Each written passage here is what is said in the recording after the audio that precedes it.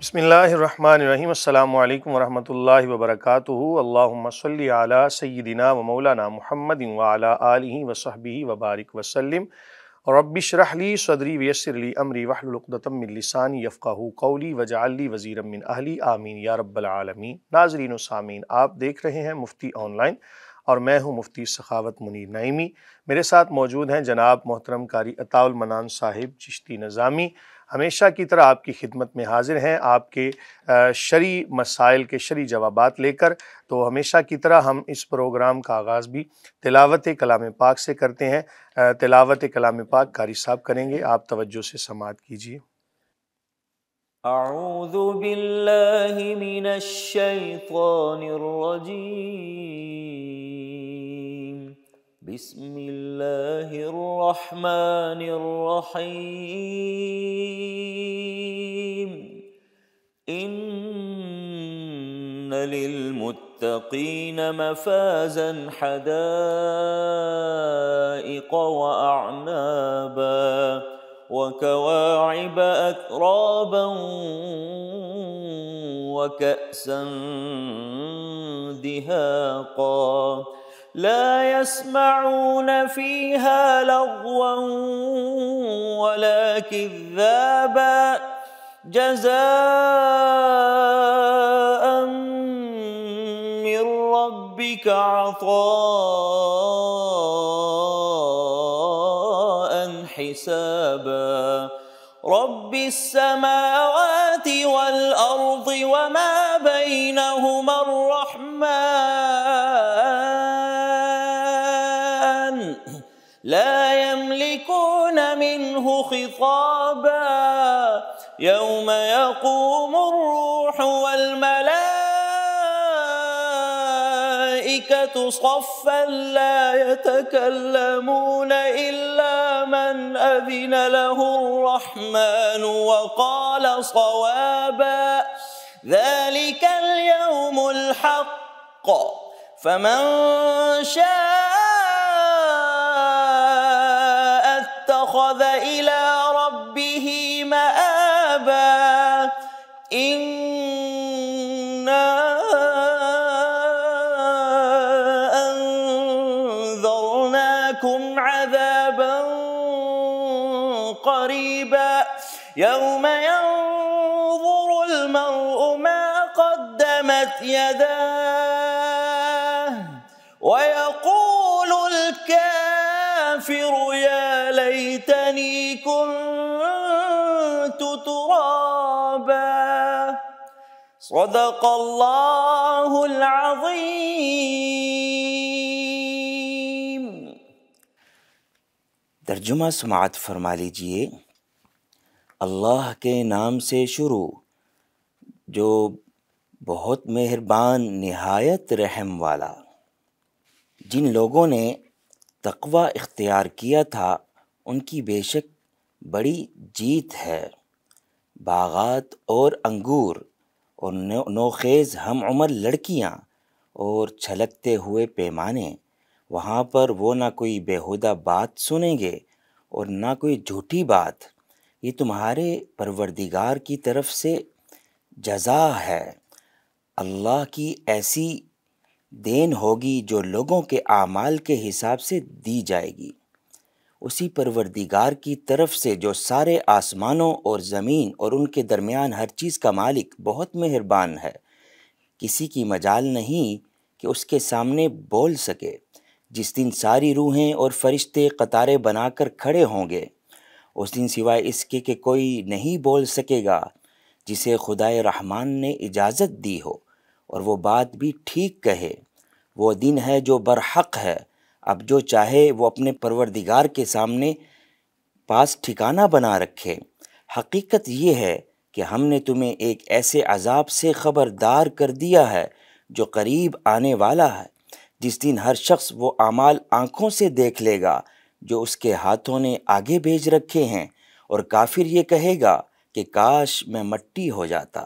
بے شک اللہ نے سچ فرمایا۔ ماشاءاللہ، جزاک اللہ خیرہ۔ ناظرین و سامعین، آپ احباب کے سوالات ہمیں موصول ہوتے رہتے ہیں۔ ہم حتی الامکان ان کو پروگرام کے اندر شامل کرنے کی کوشش کرتے ہیں۔ بعض دفعہ کسی وجہ سے اگر سوال شامل نہ ہو سکے تو آپ احباب اس کو دوبارہ سے سوال کو اپنے ریکارڈ کروا سکتے ہیں ہمارے اسکرین پر دیے گئے نمبرز کے ذریعے۔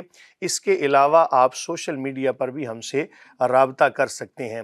یاد رکھیں کہ قرآن مجید فرقان حمید یہ آخری کتاب ہے، اس کے بعد کوئی کتاب دنیا میں نازل نہیں ہوگی۔ حضور نبی کریم صلی اللہ علیہ وآلہ وسلم آپ آخری نبی ہیں۔ اب قیامت تک آنے والے آخری انسان تک دین اسلام کا پیغام پہنچانا اس امت کی ذمہ داری ہے۔ قرآن مجید خود بھی پڑھیے، اس کو سمجھیے اور آنے والی نسلوں تک یہ پیغام پہنچائیے۔ کسی بھی مسئلے کے اندر اگر آپ کنفیوژن کا شکار ہیں تو آپ مفتی آن لائن میں اپنے سوالات بھیج سکتے ہیں۔ تو آج کے سوالات کی جانب بڑھتے ہیں۔ قاری صاحب، کون سے آج کے سوالات ہمیں موصول ہوئے؟ جی، ایک سوال ہے خوشاب سے محمد احمد پوچھتے ہیں کہ کیا زکوٰۃ سے کسی کو قرض دیا جا سکتا ہے؟ اسی طرح سے ایک اور بھائی پوچھ رہے ہیں کہ اگر رمضان میں تمام بینکس زکوٰۃ فنڈ کاٹ لیتے ہیں، کیا اس کے باوجود زکوٰۃ ادا کرنا فرض ہوتا ہے؟ بسم اللہ الرحمن الرحیم۔ سورۃ مسولہ کے اندر مسئلہ زکوٰۃ پوچھا گیا۔ زکوٰۃ کا لفظی معنی ہوتا ہے پاک کرنا، ایک اس کا معنی بڑھنا بھی ہوتا ہے، بڑھانا بھی ہوتا ہے۔ جب کوئی بندہ اپنے مال سے زکوٰۃ ادا کرے تو یقیناً اس کا مال پاک بھی ہو جاتا ہے اور اس کے مال کے اندر اللہ تعالیٰ کی طرف سے اضافہ بھی ہو جاتا ہے۔ زکوٰۃ کے حوالے سے یہ یاد رکھیں کہ مخصوص مال کا مخصوص افراد کو عبادت کی نیت سے، یعنی ہر کام کے اندر، دین اسلام کے ہر مسئلہ کے اندر، ہر عمل کے اندر نیت خالص ہونی چاہیے، اللہ تعالیٰ کی رضا کا حصول ہونا چاہیے۔ مخصوص مال کا مخصوص افراد کو مالک بنا دینا زکوٰۃ کہلاتا ہے۔ جب زکوٰۃ فرض ہو جائے اس کو فی الفور ادا کرنا چاہیے۔ اس کے اندر اگر آپ تاخیر کریں گے تو گناہ گار ہوں گے۔ جس طرح نماز ہے اسی طرح زکوٰۃ بھی ہے۔ یاد رکھیں ایک بندہ اگر نماز پڑھتا ہے زکوٰۃ نہیں دیتا تو بعض روایتوں میں آتا ہے کہ اس کی نماز بھی قابل قبول نہیں۔ کیوں کہ آپ جہاں بھی پڑھیں گے قرآن مجید فرقان حمید میں اکثر مقامات پر نماز کے ساتھ ساتھ زکوٰۃ کا حکم آیا، اور حضرت سیدنا صدیق اکبر رضی اللہ عنہ آپ نے جب لوگوں نے زکوٰۃ دینے سے انکار کیا تو آپ نے ان کے خلاف جہاد کا بھی اعلان کیا۔ اس سے پتہ چلتا ہے اس کی اہمیت کیا ہے۔ تو جیسے ہی زکوٰۃ فرض ہو فی الفور اس کو ادا کیا جائے۔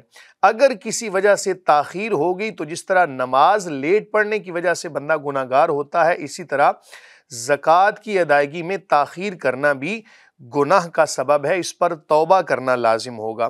اگر آپ نے زکوٰۃ کے پیسوں میں سے کسی کو قرض دے دیا تو وہ اسی طرح ہے کہ آپ کو اس زکوٰۃ کے پیسوں میں دوبارہ پیسے رکھنا لازم ہوگا۔ وہ آپ کے ذمہ قرض ہے، یہ اللہ تعالیٰ نے آپ پر لازم کیا تھا، وہ آپ نے کسی بندے کو دیا۔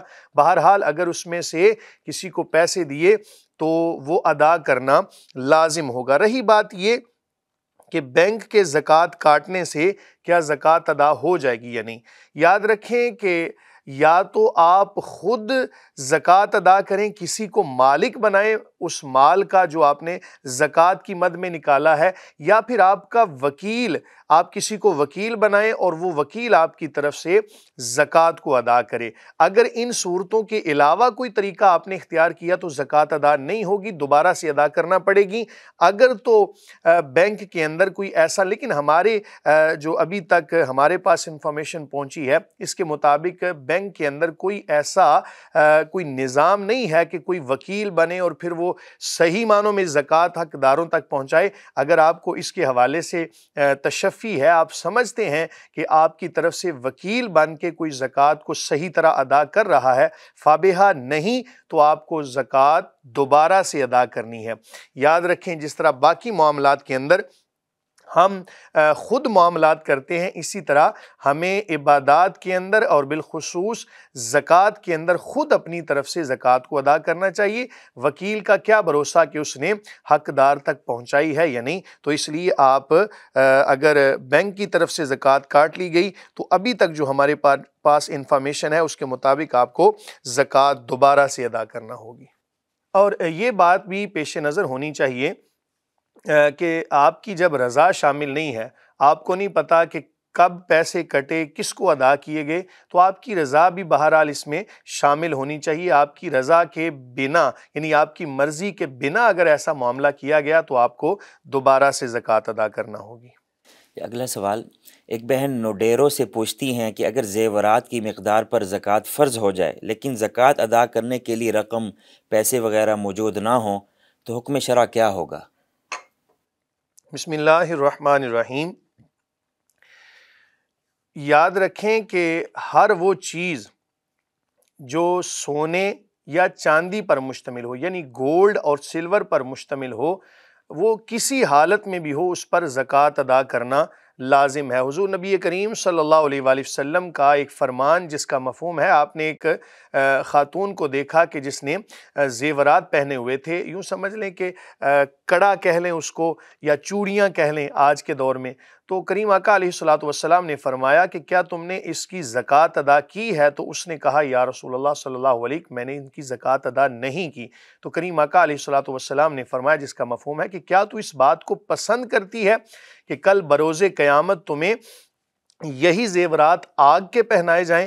تو آپ نے فرمایا کہ ان کی زکوٰۃ ادا کرو۔ اس کے علاوہ بھی مختلف روایات موجود ہیں، تاہم کچھ لوگ اس طرف بھی گئے ہیں اہل ظواہر میں سے، وہ کہتے ہیں کہ جو زیورات کا استعمال کے اندر ہیں ان پر زکوٰۃ نہیں ہوتی، لیکن اصل اور شرعی مسئلہ یہی ہے کہ سونا اور چاندی کسی حال کے اندر بھی ہوں ان پر زکوٰۃ ادا کرنا لازم ہے۔ جب ان کی مقدار 7.5 تولے کو پہنچ جائے تو ایسے زیورات کے اوپر جو سونے کے ہیں زکوٰۃ ادا کرنا لازم ہے۔ اگر آپ کے پاس رقم موجود نہیں تو اس عذاب سے بچنے کے لیے اپنے زیورات میں سے کچھ فروخت کر دیں، اور اس یقین پر کہ اللہ رب العالمین زکوٰۃ ادا کرنے کی برکت سے آپ کے مال کے اندر برکت عطا فرما دے گا۔ اس لیے آپ اگر باقی کوئی اس کے علاوہ رقم موجود نہیں تو ان زیورات کو بیچ دیجیے۔ اگر ایسا بھی ممکن نہیں تو قرض اٹھا کے بھی آپ کو زکوٰۃ ادا کرنا لازم ہے۔ اگلا سوال، محمد علی ایبٹ آباد سے پوچھتے ہیں کہ میں اپنی بیوی کو باری باری 2 مرتبہ طلاق دے چکا ہوں، لیکن اب مجھے اپنی غلطی کا احساس ہو گیا ہے، میں اپنی بیوی سے رجوع کرنا چاہتا ہوں، ایسے میں مجھے کیا کرنا چاہیے؟ کیا شرعاً میرا اپنی بیوی سے تعلق قائم کرنا جائز ہوگا؟ بسم اللہ الرحمن الرحیم۔ قرآن مجید فرقان حمید میں جہاں پر طلاق کا مسئلہ بیان ہوا پارہ نمبر 2 کے اندر، وہاں فرمایا الطلاق مرتان فامساکم بمعروف او تسریح باحسان، کہ 2 مرتبہ طلاق، اس کے بعد روک لینا بھی معروف طریقے پر جائز ہے اور چھوڑ دینا بھی معروف طریقے پر جائز ہے۔ جائز کاموں میں اللہ تعالیٰ کے نزدیک سب سے برا کام طلاق دینا ہے۔ کوئی یہ اچھا کام نہیں ہے۔ ظاہر ہے اس سے نسل انسانی کی بقا متاثر ہوتی ہے اور بہت سے خاندانوں کے مابین جھگڑے پیدا ہوتے ہیں، اس لیے یہ کوئی اچھا کام نہیں ہے۔ بہرحال اگر آپ نے طلاق دی تو یاد رکھیں ایک طلاق دینے کے بعد بھی عدت کے اندر رجوع ممکن ہے۔ اگر اسی عدت کے دوران دوسری طلاق بھی دے دی تو اب بھی رجوع ممکن ہے۔ چونکہ آپ نے جو سوال کیا ہے اس کے اندر یہ نہیں بتایا گیا کہ باری باری کتنے وقفے سے طلاق دی ہے، اس لیے میں سارا مسئلہ ہی آپ کے گوش گزار کر دیتا ہوں۔ اگر تو آپ نے بالفرض پہلی طلاق دی تھی اور عدت کے دوران رجوع کر لیا تھا، رجوع کی صورت یہ ہوتی ہے کہ آپ نے زبان سے کہہ دیا کہ میں اپنی بیوی کے سامنے کہ میں تم سے رجوع کرتا ہوں تو رجوع ہو گیا۔ اسی طرح اگر آپ نے علیحدگی میں رجوع کیا تھا تو پھر بہتر یہ ہے کہ 2 گواہ بنا لیں کہ میں اپنی بیوی سے رجوع کرتا ہوں، تاکہ بعد میں مسائل پیدا نہ ہوں۔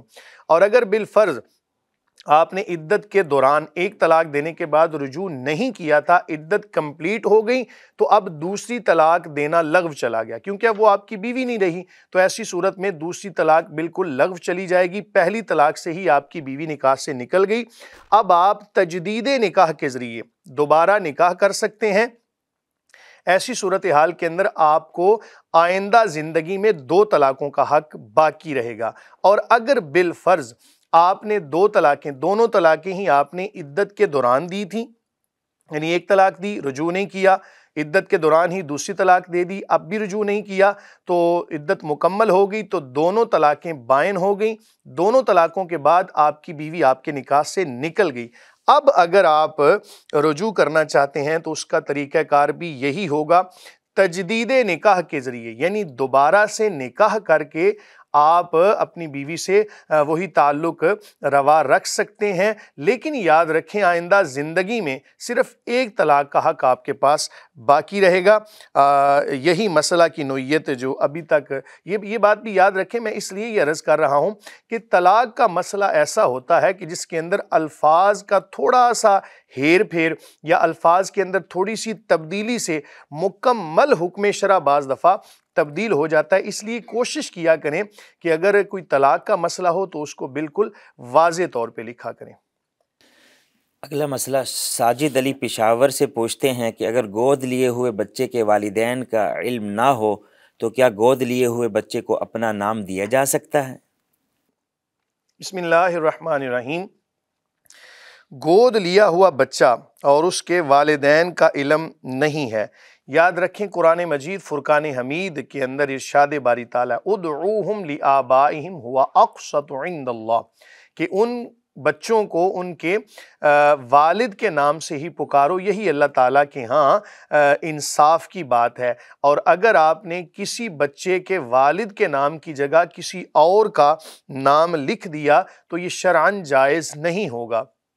سرپرست کے طور پر آپ اپنا نام لکھ سکتے ہیں، اور یہ بات آپ کو واضح کرنا ہوگی کہ یہ بچہ کس کا ہے، کیونکہ کسی بچے کی ولدیت کی جگہ کسی بھی اور کا نام اگر معلوم نہ ہو تو آپ اگر اس کی ماں کا نام معلوم ہو تو پھر اس کو ماں کے نام سے ہی پکارا جائے گا، اور اگر اس کا بھی علم نہ ہو تو پھر اس کے والد کے نام کی جگہ عبداللہ لکھ دیا جائے گا، کہ کوئی بھی اللہ کا بندہ تھا جس کا یہ بیٹا ہے، لیکن اپنا نام لکھنا بہرحال اس کے ساتھ جائز نہیں ہے، اگر لکھا تو شرعی طور پر گناہگار ہوں گے۔ اور یہ بات بھی آپ کے پیش نظر ہونی چاہیے کہ اگر آپ نے بچہ گود لیا ہے تو وہ اگر بیٹا تھا تو وہ بڑا ہونے کے بعد یعنی بالغ ہونے کے بعد آپ کی بیوی کے لیے اسی طرح نامحرم ہوگا، اس سے پردہ کرنا لازم ہوگا، اور اگر بالفرض بیٹی تھی تو وہ باپ کے لیے اسی طرح نامحرم ہوگی۔ اس لیے اس کا حل یہ ہے کہ اگر نو مولود بچہ تھا اور شیر خوار تھا تو ایسی صورتحال کے اندر کسی بھی ایسی خاتون اگر اس کو فیڈ کروا دیتی ہے، دودھ پلا دیتی ہے، تو ایسی صورت میں اس کے ساتھ رضاعت کا یعنی دودھ کا رشتہ قائم ہو جائے گا، اس کی وجہ سے تو اس کو گھر میں رکھا جا سکتا ہے۔ علاوہ ازیں یہ ساری چیزیں جو ہیں ان کو ملحوظ خاطر رکھا جائے۔ جی مفتی صاحب، ایک بہن فیصل آباد سے پوچھتی ہیں کہ کیا عدت کے دوران ٹی وی دیکھنا جائز ہے؟ بسم اللہ الرحمن الرحیم۔ کچھ سوالات ایسے ہوتے ہیں کہ جو یاد رکھیں ہر حال کے اندر وہ ناجائز ہوتے ہیں۔ سوال سے مراد اس کا جواب جو آئے گا نا وہ ناجائز ہوگا۔ مثلا ٹی وی دیکھنا، اب ٹی وی پر سوال یہ ہے کہ آپ دیکھ کیا رہے ہیں۔ اگر تو اس کے اوپر فحاشی عریانی دیکھ رہے ہیں، یا خاتون دیکھ رہی ہے یا مرد، بات ایک ہی ہے، اگر تو فحاشی عریانی دیکھ رہے ہیں تو وہ ہر حال کے اندر ناجائز ہوگا، عدت کے ساتھ اس کا کوئی تعلق نہیں ہے۔ کچھ گناہ ایسے ہوتے ہیں کہ جو عام حالات میں بھی گناہ ہوتے ہیں لیکن عدت کے دوران یا احرام کی حالت میں وہ سخت گناہ ہو جاتے ہیں، اس لیے عدت کے دوران آپ کو چاہیے کہ ذکر و اذکار کے اندر مشغول رہیں۔ اگر عدت وفات کی تھی تو پھر ظاہر ہے سوگ کی ایک حالت ہے، ایسی صورتحال کے اندر ذکر و اذکار کے اندر تسبیحات کے اندر مصروف رہیں۔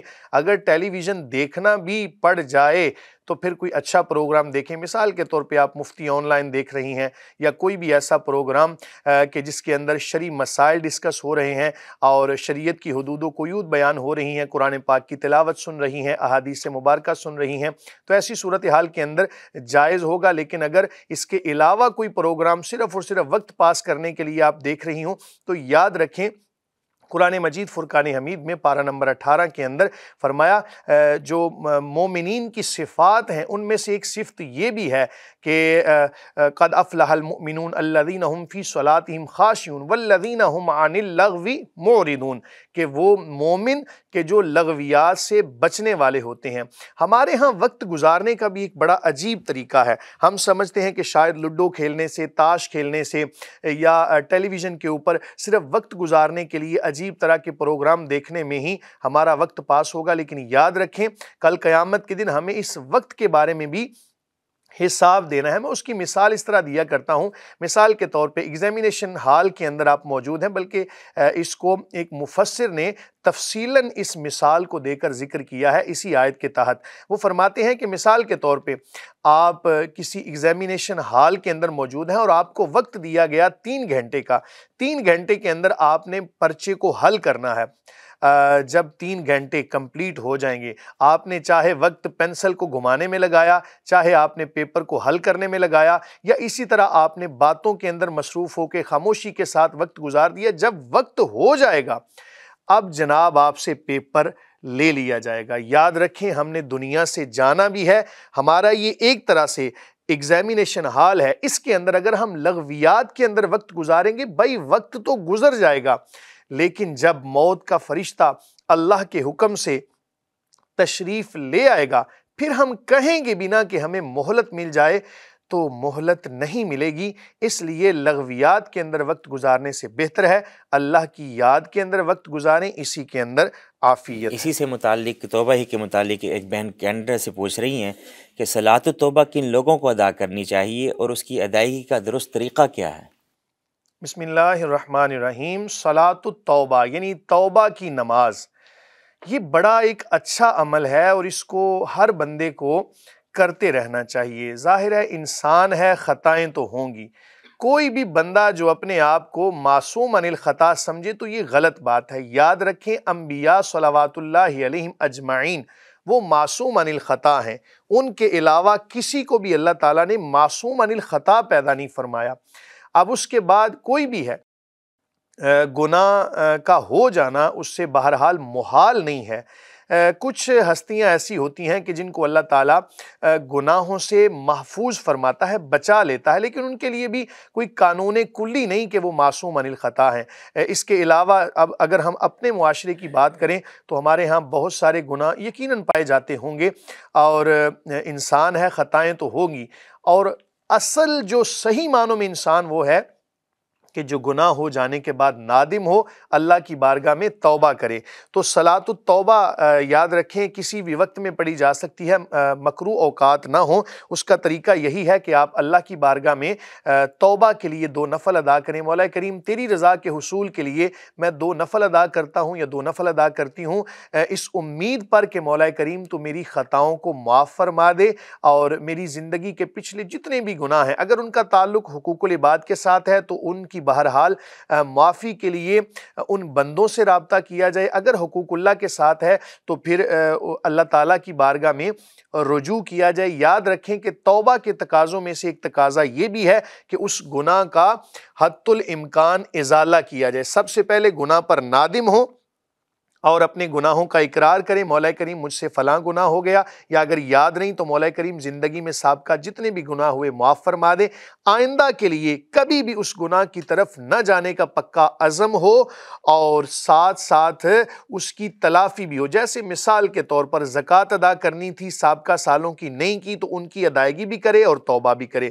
نمازیں ادا نہیں کی تھیں تو ان کی ادائیگی بھی کرے اور ساتھ ساتھ توبہ بھی کرے، نماز بھی پڑھے، اللہ تعالیٰ کی بارگاہ میں رو کے التجائیں بھی کریں۔ مثال کے طور پہ اگر کسی کے پیسے دینے تھے تو ان کے پیسے ادا کرنے کے بعد اب اللہ کی بارگاہ میں توبہ طائب ہوں، تو یہ صلاۃ التوبہ کا درست طریقہ ہوگا۔ صاحب کوئی صلاۃ التوبہ کے بعد کوئی ایسی دعا جو حدیث میں آئی ہو اور وہ لوگ پڑھیں تو فوراً اس فضیلت کی وجہ سے اس کے سارے گناہ معاف کر دیے جائیں، کوئی اس طرح کی؟ دیکھیں سارے گناہ قاری صاحب یہ تو گناہ کی نوعیت پہ ہے کہ گناہ ہے کیسا. اگر اس کا تعلق حقوق العباد کے ساتھ ہے، مثلاً کسی بندے نے اللہ نہ کرے کہ کسی گورنمنٹ کے محکمے کو نقصان پہنچایا تھا، تو اب اس گورنمنٹ محکمے کے اندر اتنے پیسے جمع کروائے. مثال کے طور پر ریلوے کے اندر ملازم تھا، آج کل ریلوے بھی بڑی خسارے میں جا رہی ہے، اور یقیناً خسارہ یہ ہماری وجہ سے ہی ہے نا. کوئی نہ کوئی ایسی تو کوئی برائی ہوگی، کوئی نہ کوئی ایسی کرپشن ہوگی جس کی وجہ سے ہم نے ریلوے کو اس حد تک پہنچا دیا.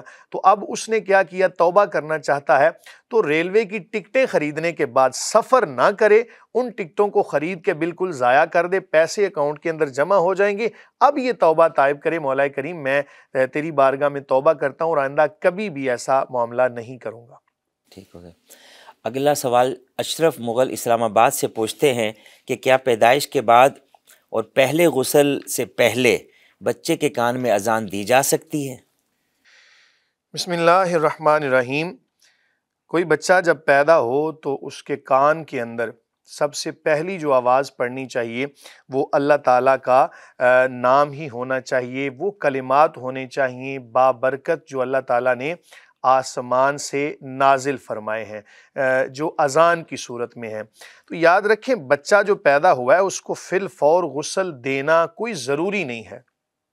بعض دفعہ اگر اس کو غسل دے دیا گیا، ابھی تو بیچارہ نو مولود ہے، ابھی پیدا ہوا ہے، اور بعض لوگ یہ سمجھتے ہیں اس کو فی الفور ہمیں پاک کرنا ضروری ہے، اس کو غسل دے دیتے ہیں. اس کی وجہ سے ڈاکٹر حضرات بھی یہ کہتے ہیں کہ بچے کو نمونیا ہونے کا خدشہ ہے، اس لیے اس کو اگر ظاہری نجاست کوئی لگی ہے، کوئی ٹیشو کے ذریعے یا کوئی بھی روئی کے ذریعے، کاٹن کے ذریعے، کپڑے کے ذریعے اس کو اگر آپ نے صاف کر دیا تو اس کے فی الفور بعد یعنی اول طور پر ہی اس کے کان میں اذان پڑھی جائے. اگر غسل سے پہلے آپ نے اذان پڑھ دی تو شرعی طور پر کوئی قباحت نہیں ہے، بلکہ بہتر یہ ہے کہ پہلے ہی نمبر پر اس کے کان میں اذان دی جائے. اور جب تک ڈاکٹر ریکمینڈ نہ کرے تب تک اس بچے کو پانی نہ لگائیں، اس کو غسل نہ دیں. عام خواتین کے اندر یہ بات پائی جاتی ہے، کہتی ہیں جی جلدی سے اس کی نجاست کو دور کریں. بھائی بچہ ابھی مکلف نہیں ہے اور اس پر یہ آتے ہی دنیا کے اندر ابھی بیچارہ آیا ہے، تو اپنی ناسمجھی کی وجہ سے اس بچے کے اوپر ظلم نہیں کرنا چاہیے. جی شکریہ مفتی صاحب. آپ سب احباب کا بھی بہت شکریہ جو اپنے سوالات ہمیں بھیجتے ہیں. امید ہے مفتی صاحب کی قرآن و سنت کی روشنی میں دیے گئے جوابات جو کہ سنت قولیہ احادیث اور سنت فعلیہ اور سنت تقریریہ سے باقاعدہ ثابت ہوتے ہیں، قرآن کے دلائل کے ساتھ مفتی صاحب جواب آپ کو دیتے ہیں، آپ خوب مطمئن ہو جاتے ہوں گے. آپ سب سے یہ گزارش ہے کہ اگر آپ کسی بھی دینی، شرعی اور اخلاقی معاملے میں رہنمائی چاہتے ہیں تو مفتی آن لائن میں اپنے سوالات سکرین پر دیے گئے نمبر پر بھیجیں، اور آپ ہمارے سوشل میڈیا پلیٹ فارمز پر بھی ہم سے رابطہ کر سکتے ہیں. اگر آج کی ویڈیو آپ کو پسند آئی ہو تو آپ ہمارے چینل کو سبسکرائب کریں اور اس ویڈیو کو زیادہ سے زیادہ لائک کریں اور شیئر کریں. بہت شکریہ. وما علینا الا البلاغ.